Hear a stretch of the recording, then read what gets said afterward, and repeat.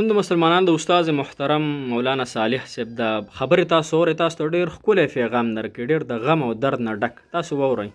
زمونږ دا ګردو نوا خلک خو نیکان صالحان دي، خو ډېر پکې داسې شته هغې وي دا علمای سوء دي، دا بېکاره علما دي، دا هغه خلک دی چې مور پلار یې تربیت نه دی کړی، بې تربیته پاتې شوي دي.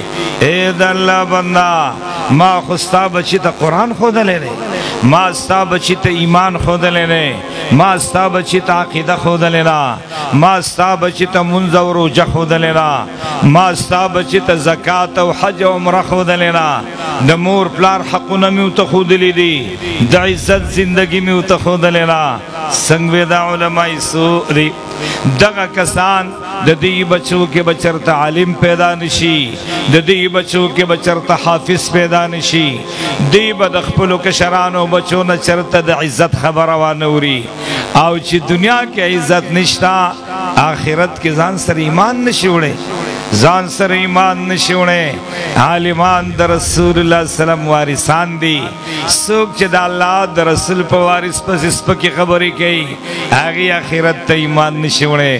دا بې تربیته خلک دی، نو کوشش کوي چې خپلو بچو ته دغه مدرسې وښایي، جوماتو ته وښایي، د حق علماو سره د حق مدرسو سره خپل نسبت قائم کی. انشاءاللہ بچوں کے معلمان او دغه رنګ حافظان پیدا کیږي. جلال الدین سیوطی رحم الله فرمائے دا یو خبر کوم بیا دعا کو. یو حافظ سے بو داغه مور پات شوی وا، د مور قبر لبراغی تلاوت به وکا، دعا به وکړه، بیا بلاړ.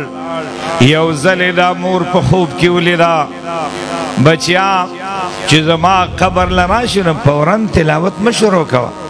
مور ولی وی ته چې کله د قرآن تلاوت شروع کی، د قرآن دا برکات دی، ستا د خولې نه داسې رڼاګانې ذکر دی نور نه چې رڼا ځي، زه ستا ملاقات نشم کولی، زما د خپو سره لږ ودرېږه چې ملاقات دې کوم نو بیا د قرآن تلاوت شروع کوه.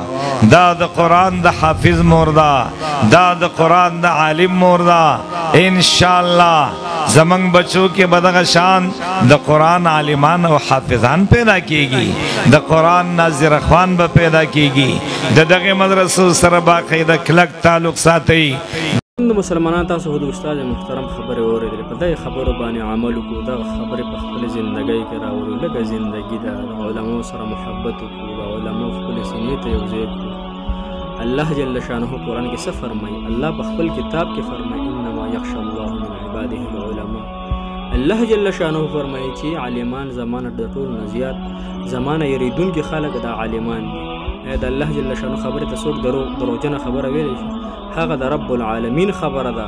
نو چې هغه وایي چې عالمان زمانه ټول نه زیات یریدونکي، نو عالم به ستا حق ووایي، عالم به پردی حق ووایي، عالم به درته غلطه لاره وښي، عالم به ستا ته غلطه یو څیز وښي چې دا وکړه، ناچره خو به مو نه کړي.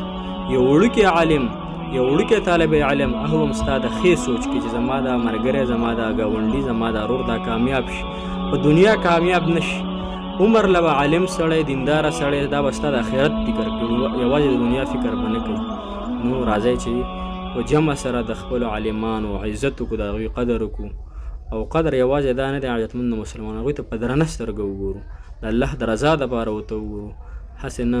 ګوره دا عالمان به زمونږ په آخرت کې په کار راځي. ټول کله چې محشر ولګي که نه، نو ټول خلک به تاویږي چې اوس څه چلو کړو، څه چلو کړو. آدم علیه السلام به وایي یا نفسي نفسي، غونډ پیغمبران به وایي یا نفسي نفسي، هر نبي به وایي، بیا به خلک د عالمانو ته راټول شي چې څه چلو کړو.